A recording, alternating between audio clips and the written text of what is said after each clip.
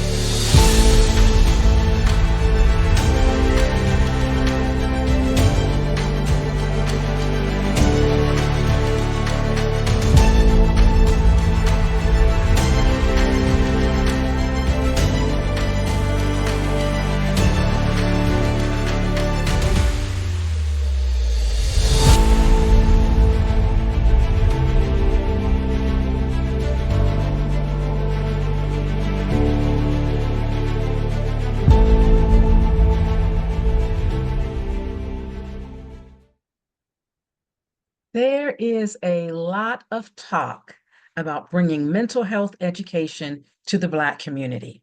But what about bringing cultural education to the mental health community? Hello, I'm Dr. LaVerne Hanes Collins.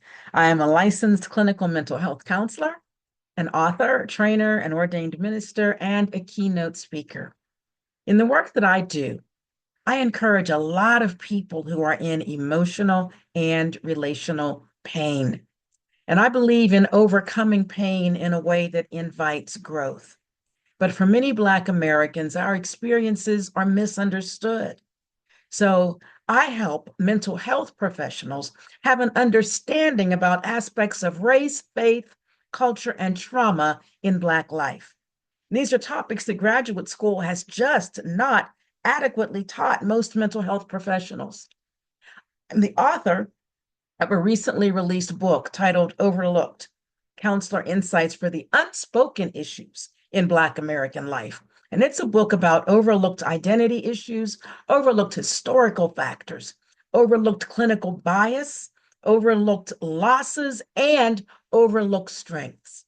And my book is the cornerstone of 3 tiers of service that I provide beyond direct client care. First, I conduct continuing education training events for professional counselors. Second, I develop, mentor, and train other trainers through my multicultural masterclass. And this is where I guide experienced counselors through the process of developing their own cultural sensitivity trainings and becoming approved continuing education providers within the counseling profession. And then I'm also a keynote speaker for groups, associations, and conferences. I'm passionate about bringing change in mental health care for racialized groups, and I'm passionate about introducing a multicultural mindset to my profession. What does that mean, a multicultural mindset? Well, in every profession, there are ways that we've been taught by society to normalize one culture and dismiss other cultures as problematic or deficient. In the mental health profession, I help people identify and outgrow devaluing mindsets toward racially identified groups such as Black, Indigenous, and people of color. That's my passion.